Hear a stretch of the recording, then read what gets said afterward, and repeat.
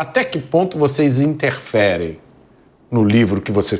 Recebeu um livro, pô, esse livro tem um ótimo potencial. Você chama o cara e diz, olha, corta aqui, tira da lá, muda... Só se quiser publicar. Não, mas até onde vocês interferem? Porque tem aquela... assim, tem, obviamente, o interesse. Aí é mercado de novo. Demanda... Deixa eu só te dizer, eu como escritor não consigo entender um escritor que não quer vender muito livro. Tá. Mas tem. Mas tem. Eu falo... É que não é consciente. Isso. Porque, por exemplo, assim, o que nós fazemos, o que eu e o André, nós editores fazemos, é tentar, assim, com base nesses 15, 30 anos de mercado, olhar o mercado, olhar tudo que foi produzido, olhar o que deu certo e o que não deu certo e tentar filtrar e aparar arestas nos trabalhos que nos chegam, né? Mas não é incomum um autor, geralmente é o autor iniciante, ignorar esses conselhos e falar assim, mas eu acho que vai dar certo. Porque, assim, Eu lembro que você mudou o título do meu livro. Eu vou contar essa história aqui. Eu escrevi um livro e o título do livro era A Hipótese da Maldade. E aí eu submeti o livro para o Pedro. O Pedro falou, eu acho que a gente podia mudar esse título aqui para um outro título para ficar melhor para a venda. E mudamos para Construção da Maldade. E o livro virou um best-seller. O Pedro realizou o meu sonho. Ele colocou... O meu sonho era ter o meu livro naquela stand de venda quando você vai embarcar no aeroporto. E o Pedro realizou o meu sonho. Então, vai lá, Pedro. Então, assim, não é incomum o autor chegar num momento e falar assim... Porque o livro, ele também é algo que eu aprendi com a vida. É assim, você pode falar... Porque eu não recomendo que ninguém mande os seus textos para um amigo. Porque se o amigo não gostar, a pessoa vai se sentir particularmente ofendida. Vai se sentir mais ofendida... Já aconteceu comigo. Se, por exemplo, se você falar do cachorro, da mãe, do filho dela. O livro é uma espécie de uma essência. Se ele não entendeu e se ele não gostou, é como se não gostasse da pessoa.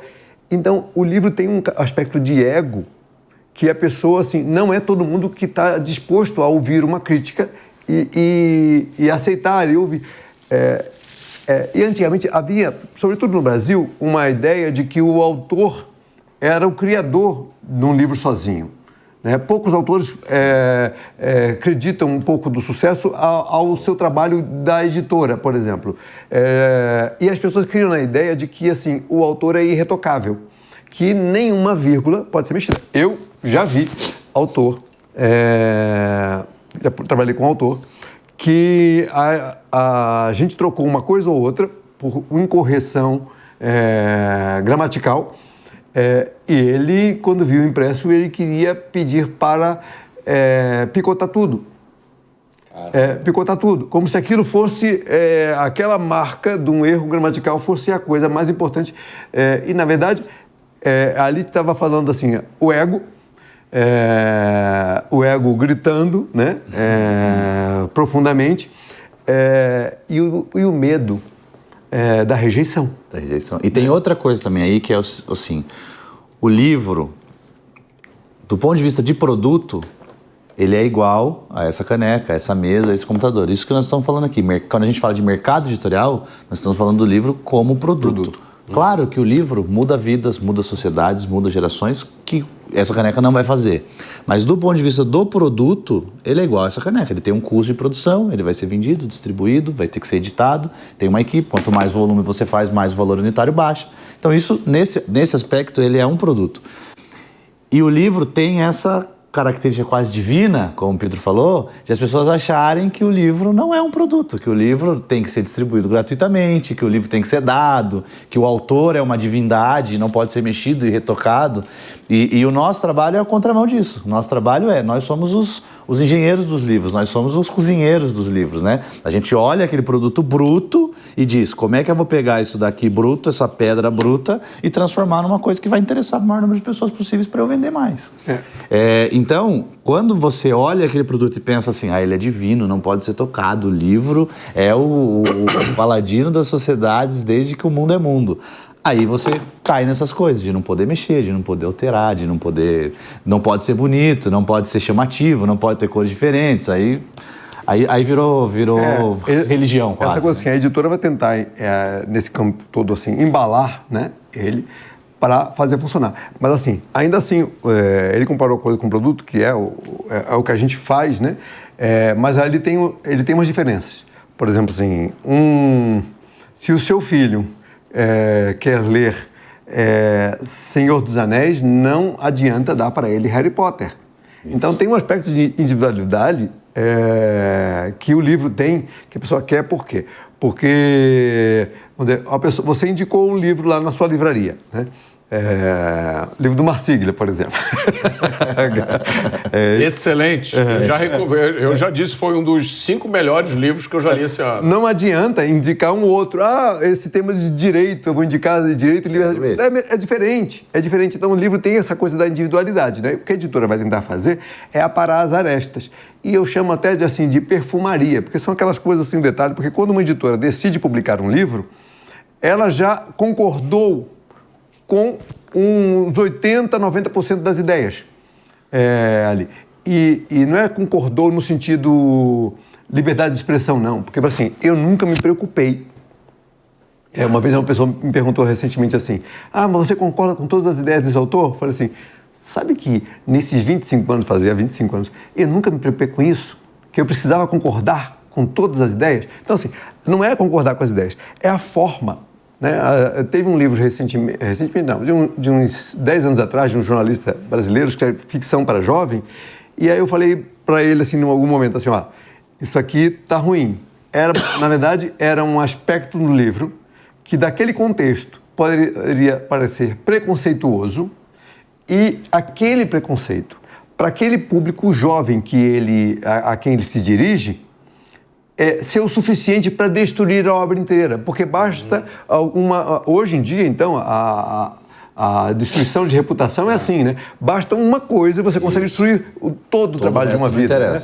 E um escritor novo tirou, e aí eu falei assim, ele não percebeu. E ele estava imerso numa cultura que falava disso. Ele, como escritor, não percebeu. Então, assim, o trabalho do livro também tem essa construção com os editores. Quando eu falo editores, eu falo editora completa, né? Porque o editor está ali olhando o mercado, está olhando o que estão fazendo, está olhando sua própria equipe, como ela enxerga aquele livro, como ela vai comercializar, como que ela vai vender. Às vezes, falar de forma mais simples, né? Do que o autor fez assim, com uma coisa rebuscada que só ele, quando lê aquela 4ª capa, entende. E se desliga do seu gosto também. Essa é a parte profissional do editor, né? A gente não publica só aquilo que a gente gostaria de ler. Então, isso as pessoas confundem, que é exatamente isso que o Pedro falou. Mas o seu editor publica só essa... Claro, a gente vai se especializando em linhas até para ficar mais fácil a gente encontrar os best-sellers, né? Mas não é uma questão necessariamente de gosto. Então é exatamente isso que o Pedro falou. Não é porque o Pedro não concordava com aquela ideia. É porque para o público que aquele livro se destinava, aquela ideia poderia destruir a obra. E as pessoas confundem isso 100%. Elas acham que é o editor que não gostou mais. E aí entra ego, e enfim, aí vai, né? Pro lado pessoal e tudo mais.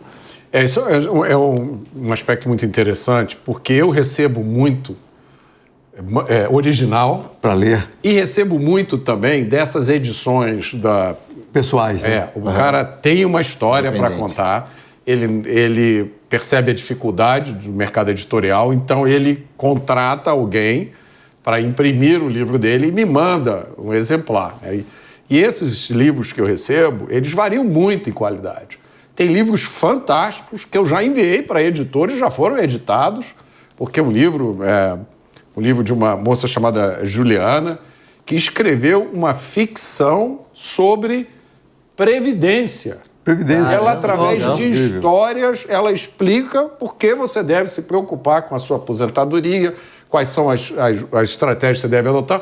Isso através de contos.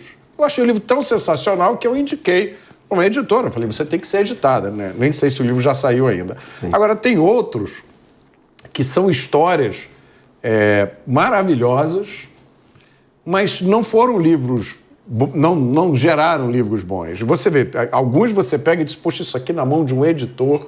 Isso. Às vezes até eu tenho vontade de fazer isso, né? De pegar e dizer, olha, tira essa parte, bota aqui, começa o livro daqui. Mas o que eu sempre procuro passar para as pessoas é que um livro ele tem que ser bom e ele tem que ser bem vendido. Um livro, se você tem uma história para contar, conte essa história bem e coloque ela na mão do maior número de pessoas possíveis. Então, como eu te falei, como eu já falei aqui, o Pedro realizou um sonho meu, porque o meu livro chegou perto, o Construção da Maldade, perto de 100 mil cópias vendidas. E eu fico pensando, meu Deus do céu, 100 mil pessoas lendo o meu livro. E muita país gente que lê pouco. E muita gente pela primeira vez. Isso. Né? Porque eu via, muitas vezes, a postagem que as pessoas falavam nas suas redes sociais era assim: esse é o primeiro livro que eu leio depois de muitos anos, depois da escola, depois da faculdade. Então, assim, você colocou muita gente para ler. E quando e na sua livraria, você faz isso, né? Você lidera uma série de ideias de pensamento que faz as pessoas voltarem a ler. E muitos desses livros, até pouco tempo, não estavam disponíveis. Eu não tinha publicidade suficiente para saber que eram bons, né? Ou seja, você está fazendo uma curadoria. Então, é um trabalho incrível.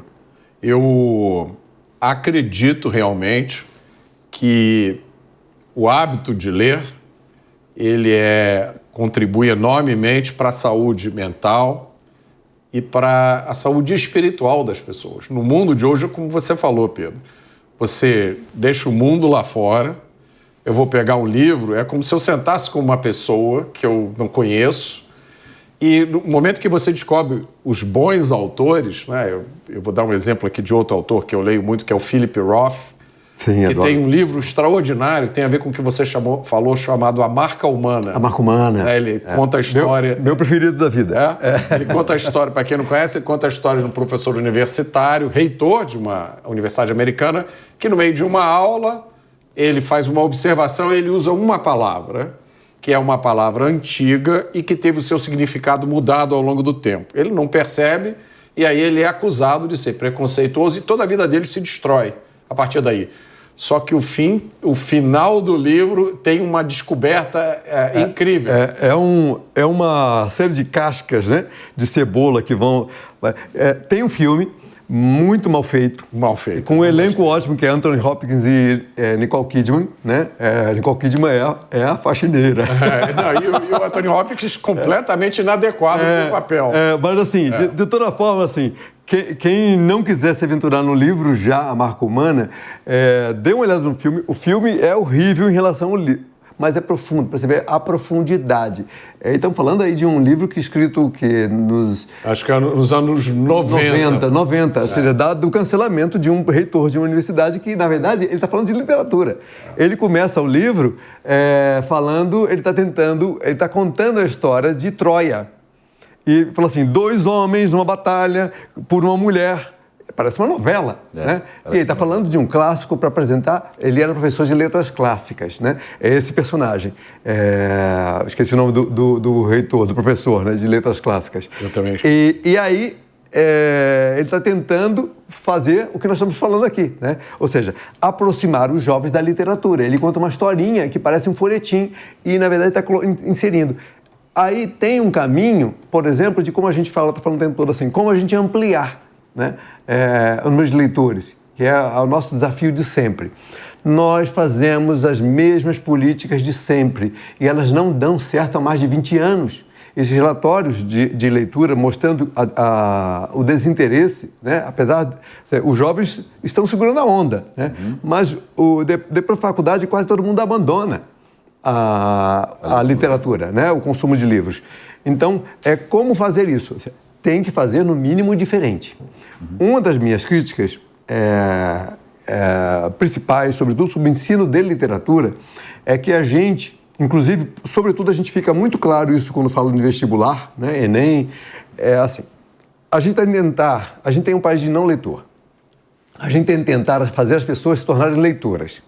Como que você faz isso? Ofereça um livro que a geração gosta. Existem livros bons e ruins que a geração gosta. Por exemplo, vou dar um exemplo muito simples assim. Tem Jogos Vorazes e tem Crepúsculo. Há uma diferença gritante entre um e outro. Jogos Vorazes tem cultura, tem informação, tem complexidade, tudo. O outro não, tem só frases de amor. Isso. Né? Bobas que o falariam para o outro. Então, ofereça coisas que as pessoas gostam. Segundo, e a gente erra muito no nosso vestibular, tentar, antes de transformar as pessoas em leitores, se transformar em críticos literários.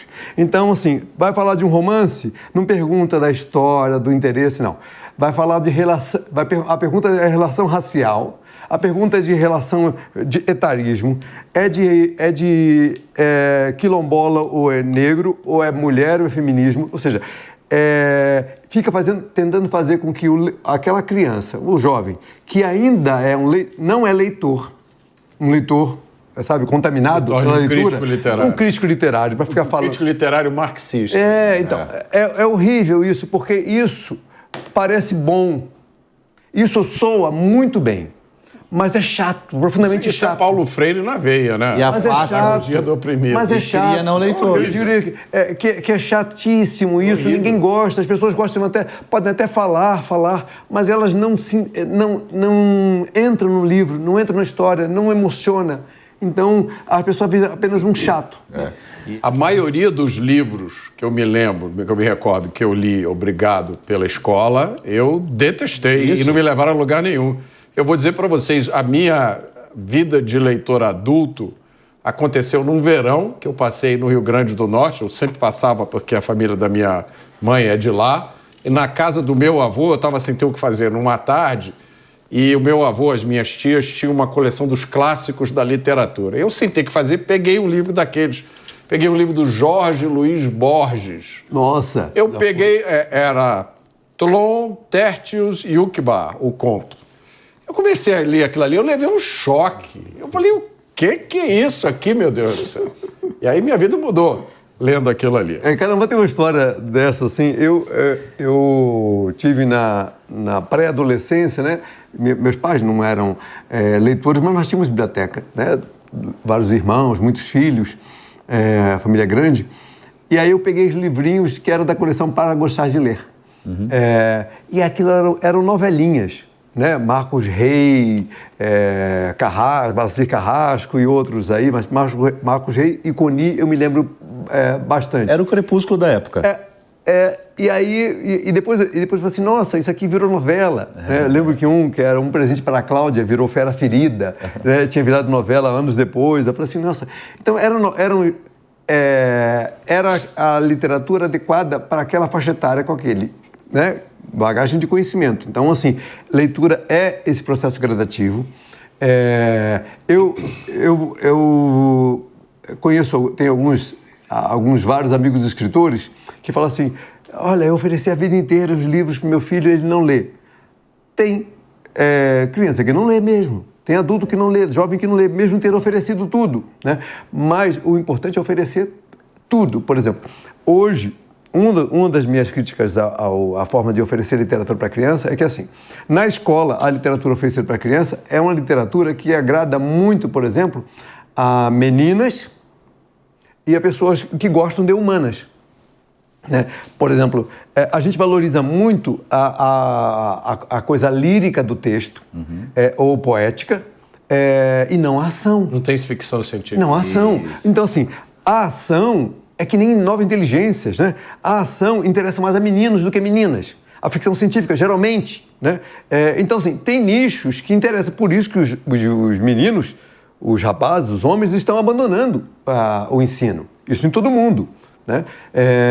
Então, essa adequação, entender isso, ofereça aquilo, assim, ofereça ficção científica, um livro de ciência, um livro de química, de experimentos malucos, de eletrônica, assim, cada um vai gostar de um jeito.